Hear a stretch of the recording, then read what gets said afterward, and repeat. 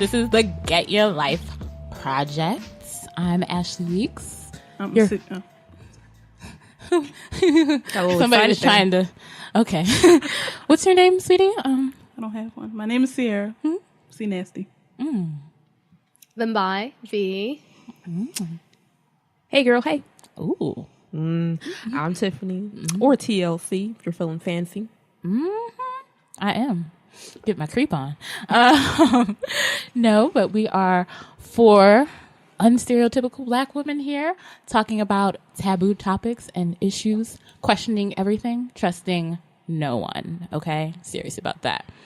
And today we're going to talk about vagina bashing, i.e. vagina shaming. Ooh, she said the V word. What? Can we go into a little swirl?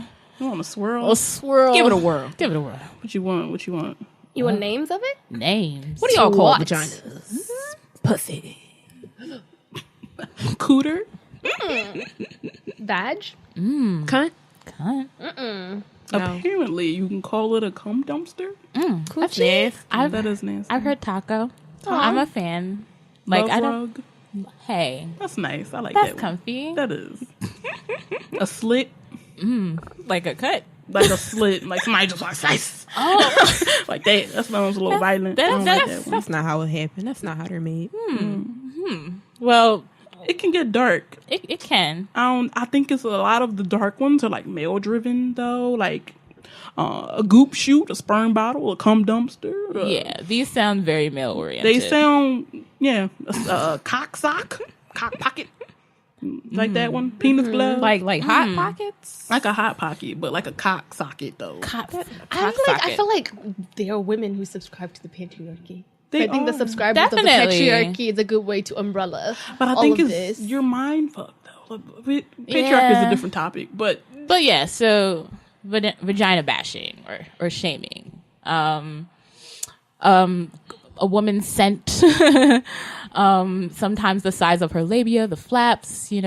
People making fun of these things, pointing out these things. I have a thing where one of my flaps is longer than the other. I used to be very Thank you for insecure that. about that. But I think I've grown over it. yeah. Nobody Loose complains. vaginas. The Nobody myth of the complains. loose vagina. Or even like being ashamed of your period, like I gotta hide my pad in my purse, so when I go to the bathroom, so nobody know I'm on my period. I hate I feel always like having to even, check. like, the idea, like, I want to have little people one day, and the fear of like childbirth because nobody talks about everything that has to do with that. It's just like, oh, maybe pass adoption. Hey, like, I mean, the fact that you don't even know what childbirth is like. Yeah. People don't talk about childbirth. people Or, don't talk or about what- anything to do so- with vagina. What does it look like? I don't know. Like little handlebars and like a little thing in the middle. I mean, What's what that? actually is the vagina? What part of it? Is it like all of it, y'all? They don't know where we pee How many from. holes?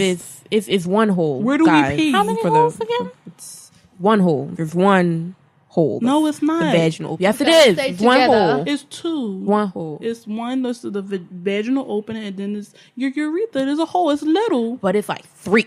It's like actually three holes. Yeah. Yeah. Can we say that again? So There everybody. are one, Huh? Two. three, three holes. Okay, Three holes. and only one of them is the vagina. What? All right. Say it That's ain't just so. a little education from our A little bit. from our sex positives Little sex over, positivity. over there. Yeah. So guys, has anybody ever like said anything about your vagina? Have you ever experienced any form of vagina shaming? I think just not talking about it. Like a lot of things that are shameful in society, people show that by not talking about it. So the fact that there are like very few conversations about it that happen, and when they do, they are deemed dirty or like uncouth. It's just a sign like, hey, there's this part of your body that controls at least a week out of a month of your life, but it is dirty. True. It is a dirty thing. We don't talk about it. We don't say anything to do with it. Like that alone is just like, Yeah, it definitely sounds like a thing that's like kept quiet. Like we're not really allowed to like talk about. Like it's not public conversation to be like, hey, how's your vagina doing today? You probably wouldn't ask like that, but yeah. But you should. you should. Vaginas are important. Have you ever Their health like matters. yeah. Have you like ever overheard anybody like bashing or shaming somebody's vagina or I mean, of course, it's America. So that's all they do, especially men. You'll probably have someone say to you, "Oh, it better smell like water. It don't have no smell in it. If it smell like something, I don't want to put my mouth there. You better be fresh out the shower because it smell like fish. It's fishy. You don't want that. So, I mean, fish is delicious. I mean, you don't want. We're not judging fish, but normally when a woman's vagina has a very strong fishy smell, there's something medically wrong with her. And people don't talk about that though. But even if that's the thing, like to be like, hey, like I'm a little concerned, but from like a positive place. That's not what the conversation is. Like, no, you funky instead of maybe you should go talk to your GYN about that. There might be something. Or maybe there's even the question of what does a vagina smell like? What does a normal healthy vagina smell like? And it smells like you, like what you smell like, whatever that is. And so where do you think we get these ideas of how perfect our vaginas I feel like it goes back to how our sexuality is tied to our value as women. Like that idea, even when you're a kid, I don't know how other people are being raised and whatever, but the idea of don't be promiscuous, with the idea that your vagina is your most prized possession. You need to keep it as pure, as clean as possible for the magic to happen, because apparently no one will want to stay unless that center is magical. So I feel like it starts from there, from that idea of what does it mean to be perfect in my vagina then, and how can I cultivate that, and the pressures that come with that. Very rarely do you hear of men giving themselves away. The woman always does, but but I still have my vagina. I'm not actually detaching it and handing it over. Did you say OA? What's OA? No, I said away. Oh, away. Yeah, okay. I'm not actually removing my vagina and giving it. It's always thought of as a loss, and in terms of the shame. That is true. Look at all the products they sell to make your vagina smell like anything other than a vagina. There are feminine washes. There are wipes. There are douches. There are bottles with long, scary tubes that you can stick up there to just fuck your pH all up because people tell you that vaginas smell bad and you gotta fix that. I don't see penis washes anywhere. Ever. Is there a summer's eve for men? I don't see any. No. I like that you said the whole giving it away. To get the idea of giving it away, even with virginity or promiscuity, male promiscuity versus female promiscuity, and what that's tied to in terms of you're giving this important part of who you are away. I feel for men it's a part of them. For women it's that's your job. If you can't perform there, then why are you here? So that idea definitely adds to that. Yeah, and I don't know, I have I don't know if I ever had an attachment to my vagina in terms of growing up. It was just there. So I guess some of our notions of it being a thing and then it becoming criticized as an object on its own. I mean, I guess my question is when do you sort of learn, how to love that or own that or become appreciative of that thing, if you ever. I feel we discover our vaginas very young, and I don't think people often talk about that, and I don't know if it doesn't necessarily come from your family either. I think it's just something that you have to discover on your own. I know for myself, I was relatively young when I realized what's going on down there. I was maybe 5, where I consciously remembered noticing something, sensations and feelings. I'm that feel nice. What's that rubbing on this? What's that? What's going on? Taking showers and realizing that beating feels really nice. I remember, oh my God, I don't know if this is going to be weird or not, but I'm going to tell everybody anyway.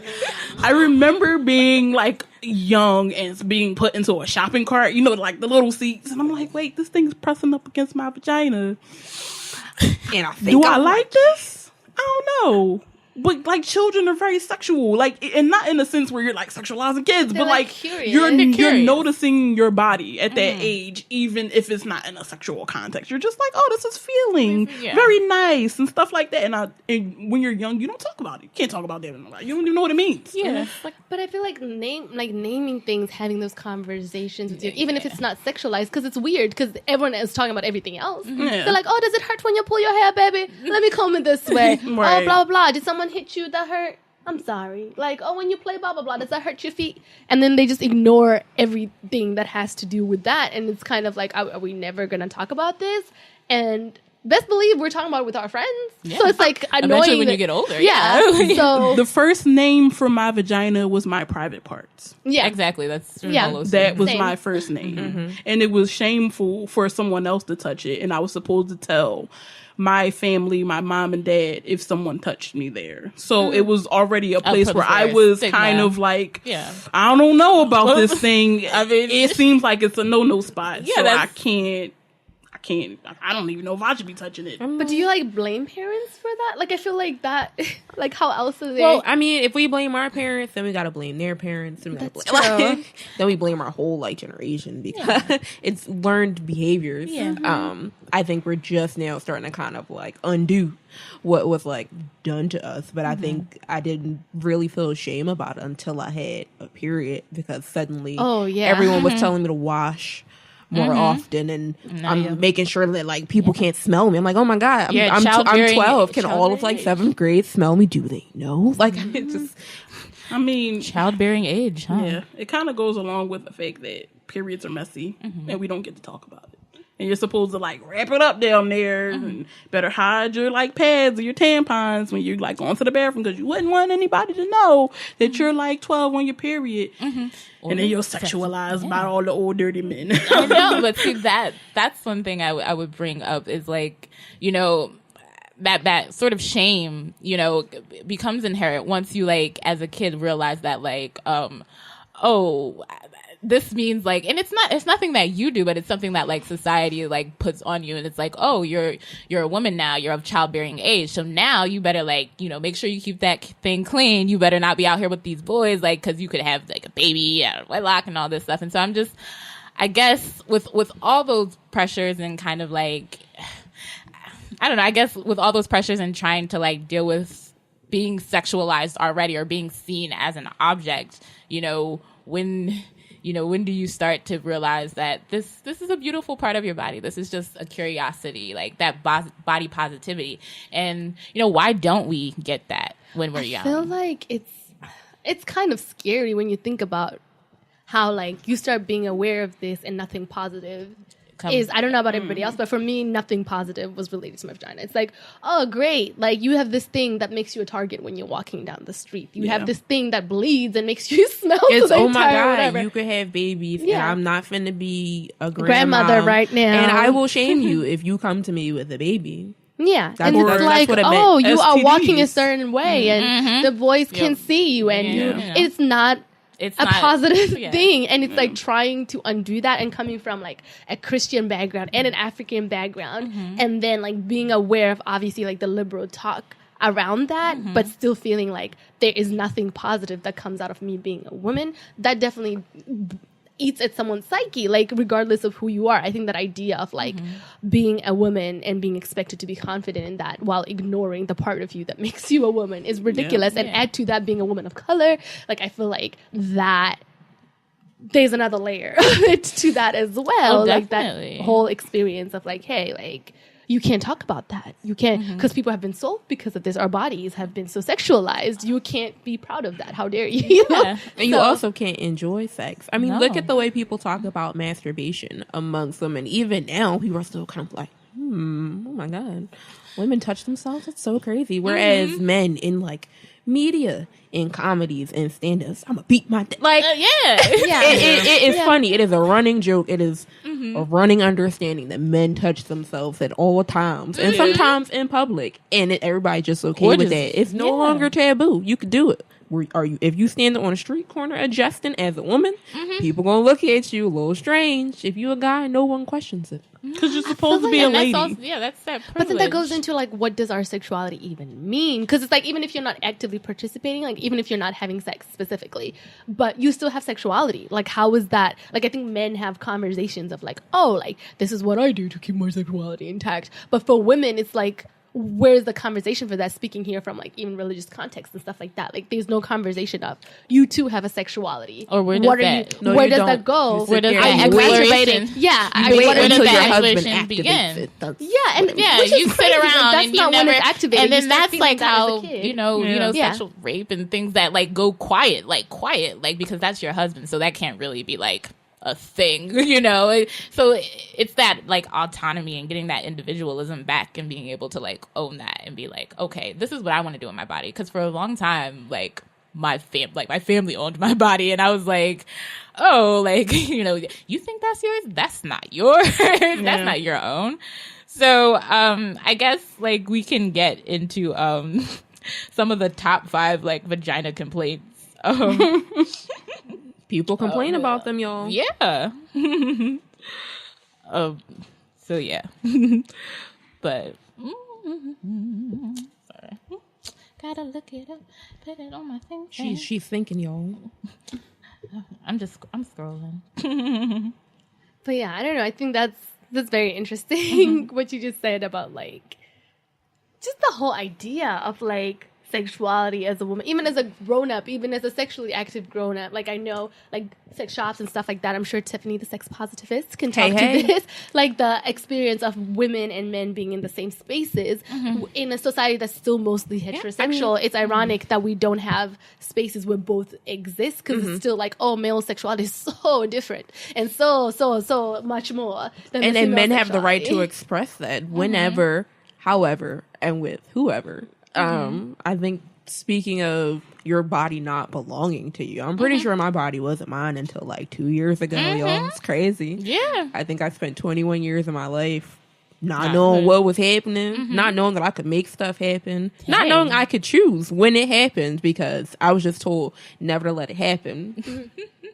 Yeah. You could even personalize that like a little bit more, but yeah, some of the vagina complaints that we see here on Vice, like number 1 is the size of the labia, and then number 2 is like period related problems, flow, cramps, and then number 3 is prevalence of the thrush, UTIs, too much soap up there, burns, tract infections, fear of childbirth, and shitty boyfriends, of course, who tell you that your vagina stinks, and like I don't want to mess with that. Dump him immediately.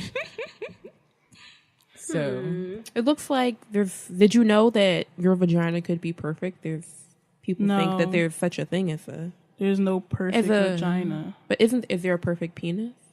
I'm gonna be devil's advocate, y'all, because somebody out there, our one male listener, gonna be like, but y'all got. I think I like penis.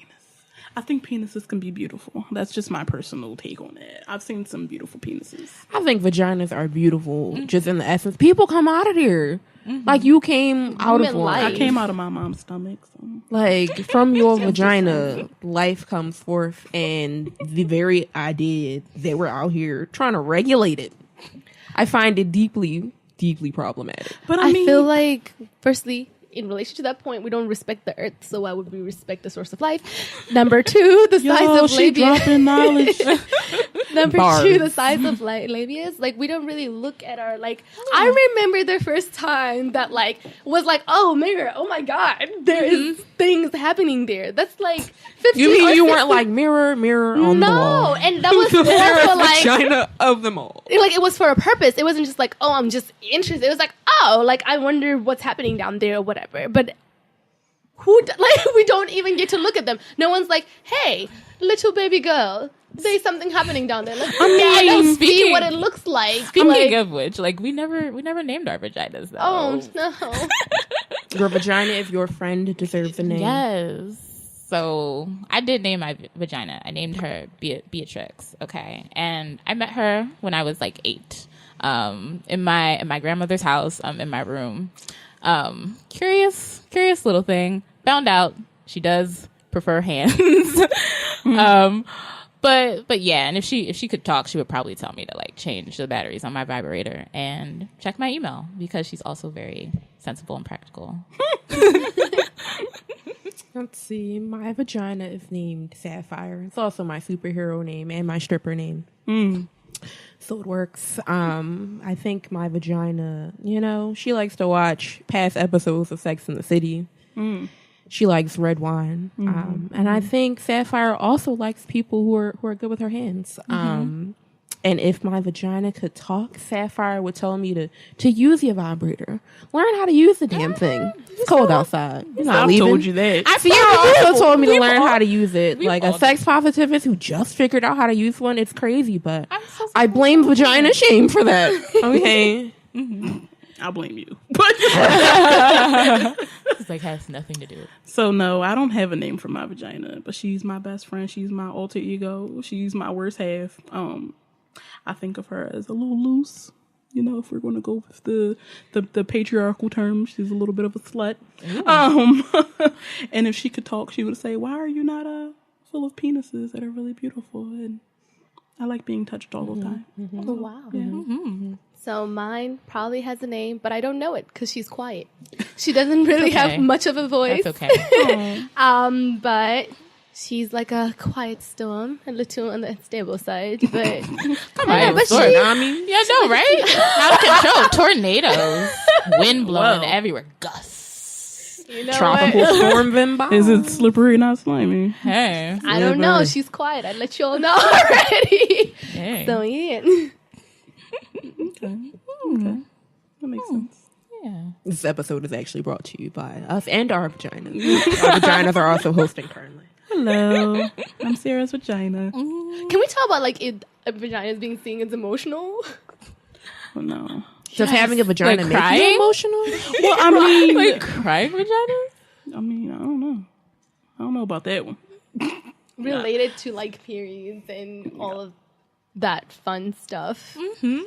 Like, I think the idea that the penis is this strong, mighty tower, and vagina is this thing that's always crying and whining, and vagina is delicate.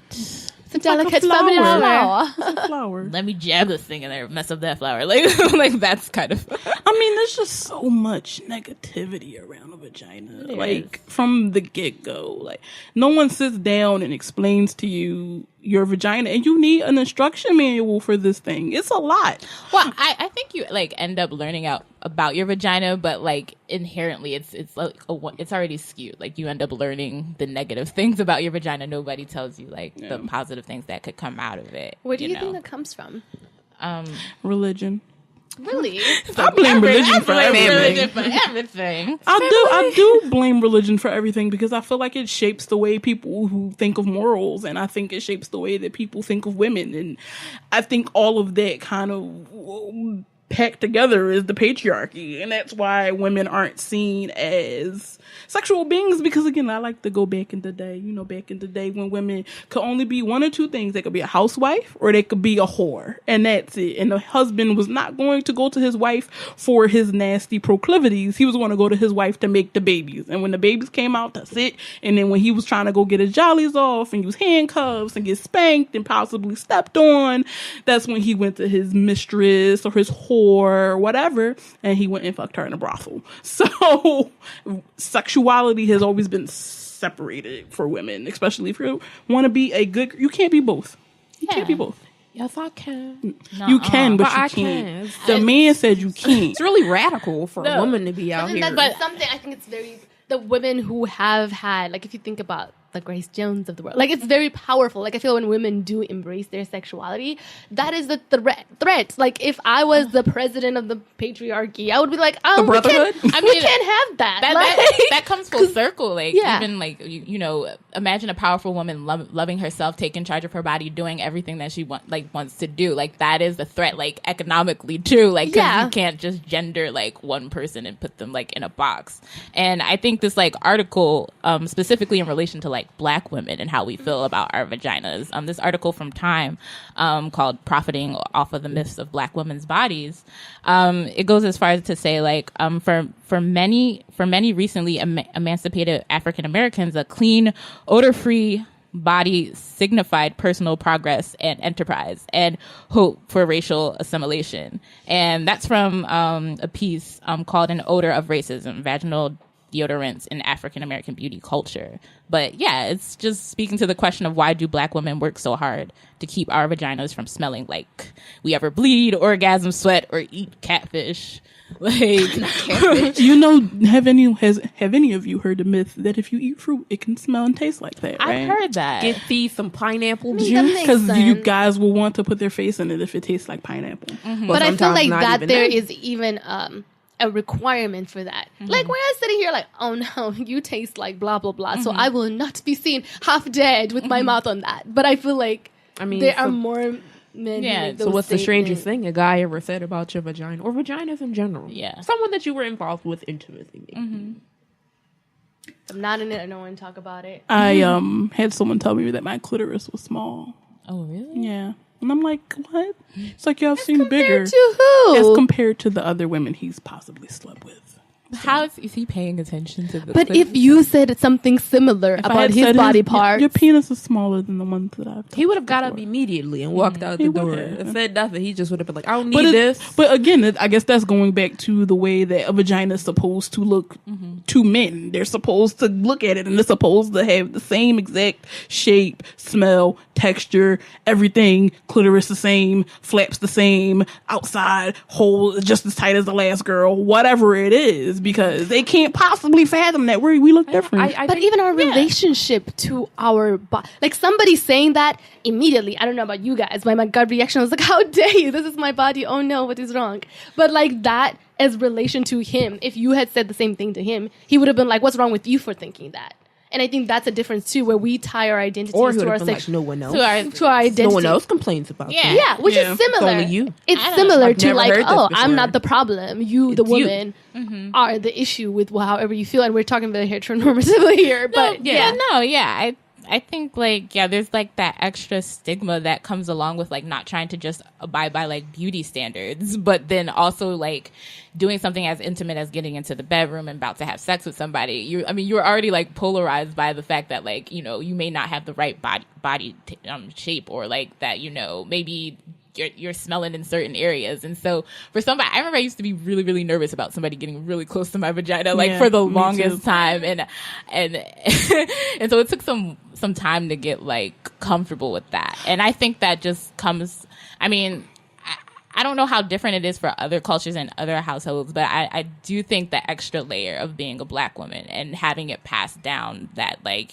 you got to keep clean, that adds something to it that like I don't think other cultures don't think about. It's like the fact that we're asked to keep it clean, but the undertone of it of like if it's not a certain way, it's not worthy. If it's not, it has a lot of requirements of the value of the vagina. Like the penis is always valuable. Like I've never heard a parent or someone be like, hey, like, because I have two brothers, and it's never been like, hey, like, your body, if you don't wash, no girl's gonna want to touch you. But that has definitely been some form of that conversation with me of like, if you don't wash yourself, you gonna have a husband someday, he's not gonna want to put a hand on you because you are dirty. And it's like, where is the equal? It's like, you're not that like you want to be dirty, but it's just like, dang, like, it's only valuable if you keep it a certain way. If you don't, no one's gonna communicate with you, they're just gonna up and go because that's your most valuable part. It's not equal. I feel like, and I have two brothers, only girl. I feel like just the way that guys and girls develop in my like family was treated differently. It was something to be celebrated. You're like, oh, he has a hair down there now. He has a penis. I don't recall anyone telling like either brother to like, you know, go ahead and hit that real quick with some Dove soap. It was like, oh, you have this thing that's just sprouting out of you. Go forth, touch everyone. And me, they were like, it's dirty, wash 10 times a day, buy your pads in secret, tuck them under your arm, and don't let anyone touch you. I think that like male puberty is like uplifted in general, and women, you like are immediately taught to kind of feel ashamed and to kind of privatize. It's like the FBI. You know, I feel like I come from a little bit of a different background just because my mom worked for the health center, and she, you know, was the gonorrhea and chlamydia lady for the city of Philadelphia, which means if you ever had a STD, my mom probably knew about it. But the point of all of that is I think sexuality was viewed a little bit differently in my house, and it was necessarily, like, she talked about the negative connotations around sex. So, like, if you have sex, you could get an STD. She showed us pictures of what these STDs can do to your private parts or whatever, but I feel like the knowledge that you receive about about your vagina, I didn't get that from her. So it was never like, oh yeah, you know, it does smell a certain way. Don't be ashamed of that smell. Yeah. Or, oh yeah, you're going to bleed. You know, you might need to clean a little bit more or whatever.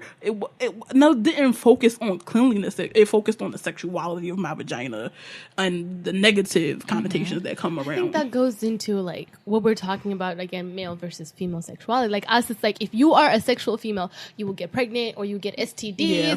And it's like, I know for me, the conversation, like, which makes sense in a religious household, was like, if you have sex, like, no one's going to know that the guy you had sex with you. You are going to be pregnant. You're going to be running around with this big ass stamp that says, I slept with this person. The stamp that cries. And in addition, like, culturally, there's this thing where, like, the tete, that would be like your father's sister, they would examine your body, to see that you are a quote-unquote a virgin as much as they can. If there are any signs that you've been, running around, they would tell their family member, like, your wife that you about to marry, we looked at her body and it seems like it's been through a lot, so no. Jeez. So people will literally not marry someone because they're not a virgin or because they have been around or whatever. And that idea as well, where it's like, where is that for males? Like, no one's examining men, no one's asking them. Because they can't tell. No, but no one's asking them even questions, like direct questions, because even if they don't examine you, you will sit in a room and people will interrogate you about your sexuality. Men wearing white dresses. That was another thing where it's like, if you were not a virgin, it was like you are not allowed to wear a white religion.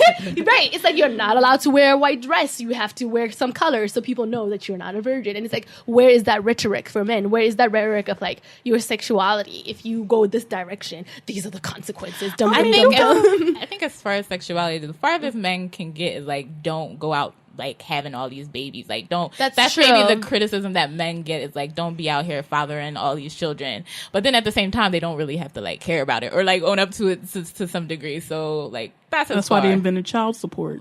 There you go. And sometimes you can just leave. You can just leave. But I feel like I like to take it back, because when you take it back, you get the basis of all of the bullshit now. Yeah. When you look at the way that relationships were formed, again, you're like looking at a man marrying a 12-year-old girl who was just in her childbearing ages and wanting to produce a male heir. You know what I'm like? They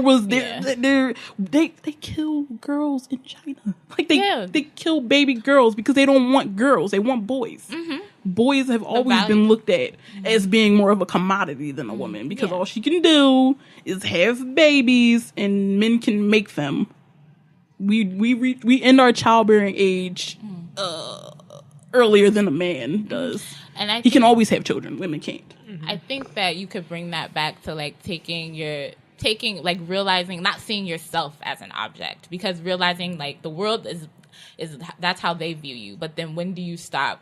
When do you learn that like you're not that object? Like, I like that. And even supporting other women. Like, I feel like what we were saying earlier about like women being forces of the patriarchy. Like, when you hear men, which men will do if they're like, oh, I am oh, you're so elegant. Oh, you are so non-promiscuous. I salute that. And it's like, no, you're not going to talk about other women like that while I'm here. Like, do you say that to your guy friends? Which I have done before, and people might look at you funny and be like, oh, are you saying that because you too? I do and that, it's like, I'm not going to sit here and hear you bash another woman for how they choose to take ownership of their sexuality, because it's different from how I choose to take ownership of my sexuality. If you don't also participate in the sex. Yeah. And it goes back to the way that men view vaginas and the way that they're taught to view vaginas. It's this sacred, secret thing that they don't know about, because we're always hiding our vaginas from them, from children. Because again, men learn the way to reference a vagina the same way that we do. And if our mothers aren't sitting in a room telling us about our vaginas, then how can you then they're not telling it to your brothers and your own, like, you know what I'm saying? Yeah. They're not getting that knowledge either. So then they're looking at it as this thing that's supposed to be used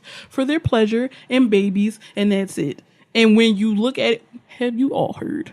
You all have heard this. A key that opens many doors. Oh my God. Many doors is a great key. A lock that can be opened by many keys is a bad lock.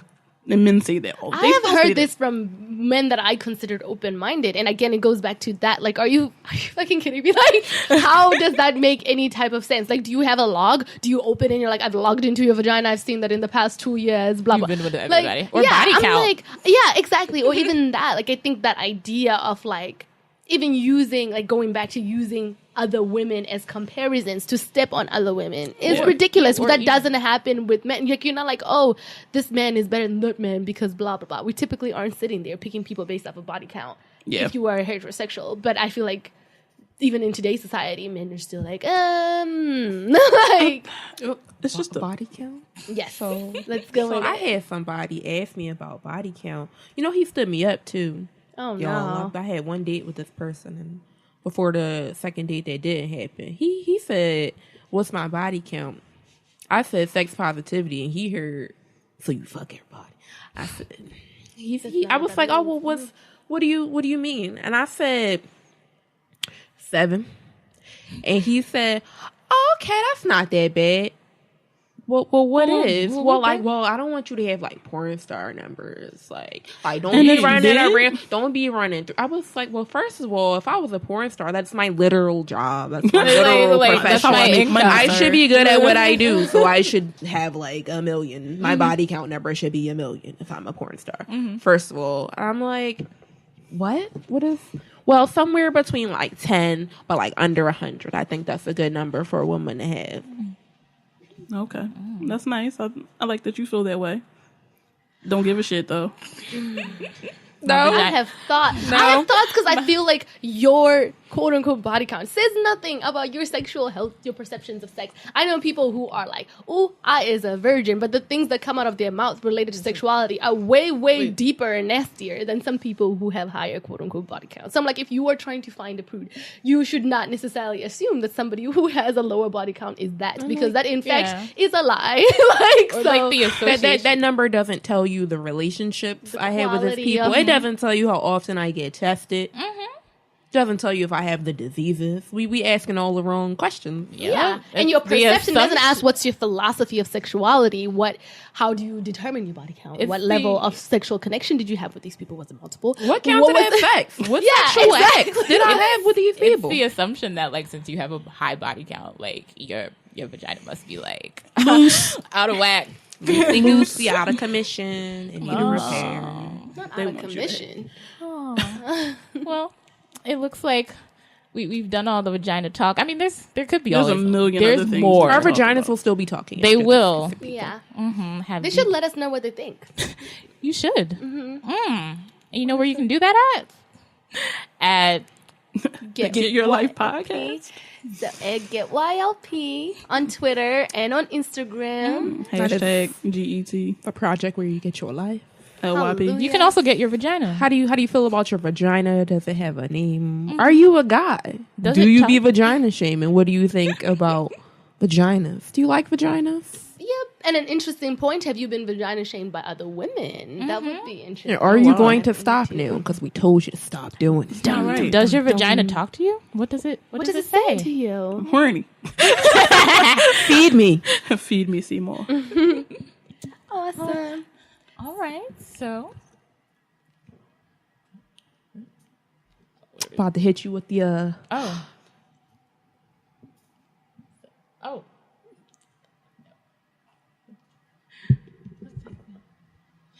All right. I mean, what's going on? This can be edited. Yeah, we can edit it. So what are you trying to tell me? The get your mind right. Oh, okay. Yeah, that's what she's doing.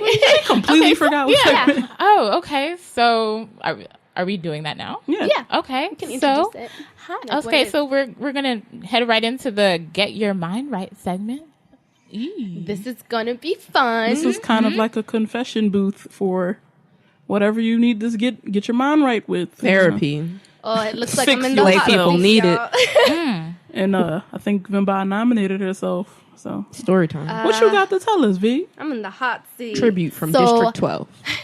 I feel I'm like the least vocal about sexuality in this group, and there are reasons.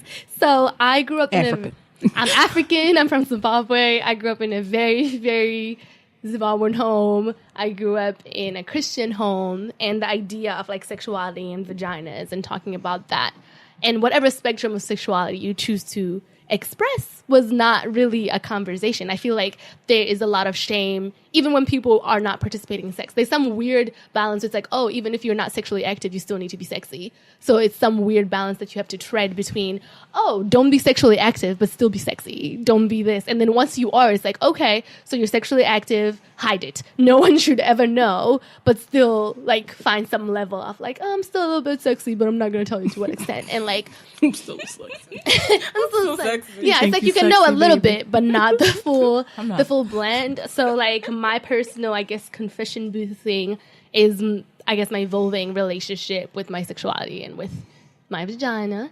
I think having those conversations, especially wanting to like maybe have daughters in the future, or having a little sister, my sister's 12th, and that idea of like you see puberty happening and nobody's having any kinds of conversations about it is scarier than trying to have those conversations and be like, hey, you know, like, are you having weird feelings down there when people hug you or whatever, which sounds very taboo, but what's the alternative? We have people our age, like I was speaking earlier about how like people claim that like they're not sexually active, but the things they say and do in hiding, it just breeds shame as opposed to you figuring out who you are, developing yourself in that area as well, because that's a part of you. Like sexuality is up there in your personal development and figuring out what do I really think and like what does this mean for me as a person, regardless of what the end of the spectrum you exist in your expression of that sexuality is really important, and our conversations around that are important, especially when so many people are sexually active before marriage, even though they are not really talking about it. I think this is time to have those conversations, especially with high rates of like STDs and stuff like that. It's all connected to people feeling like they can't have conversations about their sexuality, about their bodies. So I don't know how you guys feel about that from, I guess, the American perspective and all of that connected, or whatever level of like religious input that your families have had on you and your sexuality. I mean, I feel like it was generally the same. I don't know. Don't nobody talk about vaginas. No. Your mommy don't talk about vaginas. My mommy didn't talk about vaginas in the sense where it's like a sexual, positive thing where you can like enjoy it and people are supposed to like be nice to it and stuff. Like, no, there was never a conversation. So I feel like sexuality plays a part in it, but I don't know if it, you know, means that it's supposed to shape who you are. And I think we let it a lot. I don't know. That's like interesting, especially because like people, if you do want to go with the wait till marriage, like it's like once you are married, you're supposed to be swinging off chandeliers, and it's like, how sway? But how? You Nobody spent told 20 me. some years telling me that this thing. I didn't know the chandelier swung. Right, and all of a sudden I'm supposed to fulfill this man's sexual needs from A to B, Yeah. and no one's ever had a conversation with me about it. I so think a lot goes unsaid, and it takes time before you even like learn to like, you know, that it takes time to learn that you even like want to like pleasure like a dude, or that you even want to be pleasured. Like I think like when I was a kid, I remember like taking showers and like, well, not taking showers, but no, I remember my mom giving me baths, and like I remember sometimes, you know, she would clean that part, and it would always be a very prominent like aspect of like my you know, bath or whatever. And like I like remember like, you know, being like feeling that burn and feeling that tract, and I just remember being kind of like that experience not being so good, and so just knowing that like it's just supposed to be kept clean. And then even when I got my period, you know, I was taught everything that I need to do, but I was like taught to like hide that. Like I remember one time I forgot to like wrap up, you know, one of my tissues correctly, and I got like scolded for that. So there was just like a lot of like shame and kind of trauma in terms of like owning like any part of sexuality, because it just wasn't mine at the time. And so I think there's a lot of self-discovery that it takes time before you learn what you like, learn that it's okay to like it, and learn that it's you know, it's special and it's something to be celebrated, because we don't have those conversations in our household. Yeah. I mean, from a very young age, I remember my dad. This was before puberty and all of that. Like, oh man, you know, it's going to be crazy when there's two women in the house and they both got their periods, you know, like it's going to be, and it's like, well, wait, you're my papa. You turn into a raging you monster. think I'm gonna go crazy? Like, I'm gonna, like, it's something to fear. Like, you think you get your period and you're like, oh my God, I'm just gonna lose my mind. Like, all of the sanity that I have now, it's gonna go now, all the clarity that I have at this age, to my vagina. as soon as this thing happens, I'm gonna turn into this like rage monster who can't control themselves, and the men better get out the way. I know. You're gonna be fresh. Run for the hills, and then we wonder why they're like, throwing what's things. that damn deer? What you doing? Because they're taught to think you're weird as soon as you get up. No, I'm same person. Got a little bit of urge, but same person. Sexual curiosity. I have a baby, but I'm still the same person. Ain't nothing but a thing. It's fine. I can't have a week off. Man, that's ownership. I just think it's about unlearning.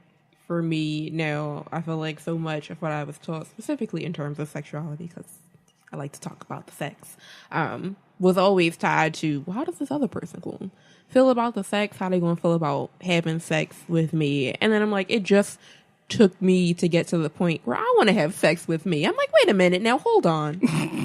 Hold on now.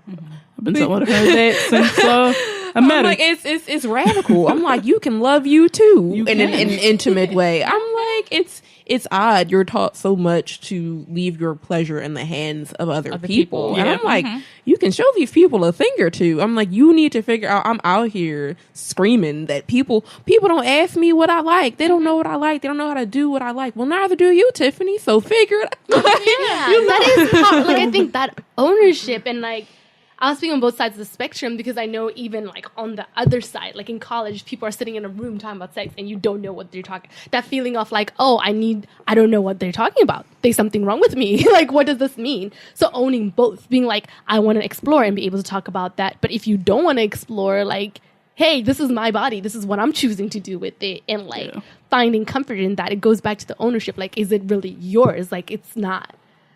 Finding that space, like, I think it's really radical what you just said about like, hey, I want to love me too, and whatever that looks like is okay. Making it happen, right? Being like, all right, cool. It looks like masturbation. It looks like running around getting it. It looks like not touching anyone at all ever. Like, you know, I kind of had one of the opposite experiences. Like, as a young person, I feel like I masturbated more than I wanted to touch other people in some circumstance. So, right, like, I learned to pleasure myself, and I'm still trying to learn how to pleasure myself.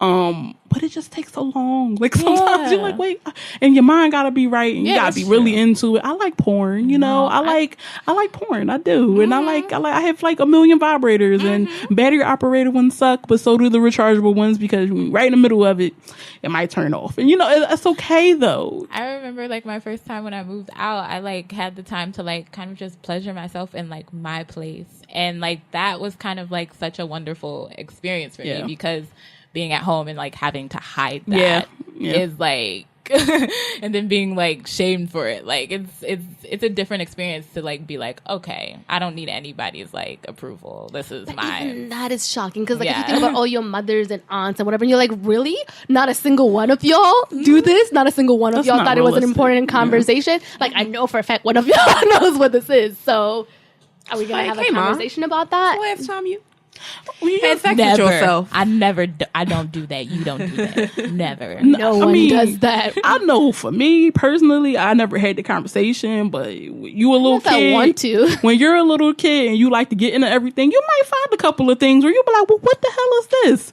And then when you become an adult, you're like, whoa, okay. I see what you was getting into. And that's okay. But I feel like the conversation should be had.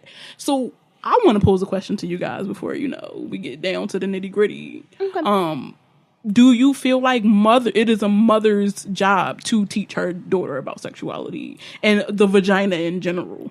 I feel like it's ideal because she has one. Right. If I'm going to hear it from anybody, I'm like, I would much rather have learned the things I know now from my mother than through trial and error and trauma. Honestly, I agree with like that. In addition to relationships and all of that, like I think my mom did a good job of kind of like explaining what it means to be a woman within the context of her life. Right. So I'm not gonna bash that. Yeah. I just feel like for my own kids going forward, I agree with Tiffany. There's some things that I would have rather her sat down with me instead of like, hey mom, this happened to me, and her being like, oh, that happened to me once too, blah, blah. Like, just could you have told me this before I went through whatever I went through? Or like, hey mom, I'm dating this person and this is what's happening, and her being like, oh, like there's this one time, like I understand the perspective of like, I learned it my way, you figured it out too the way I did, but I think there's some kind of power if it comes from a parent that you already trust, assuming that relationship is there, being like, hey, like you could take my advice or you could not,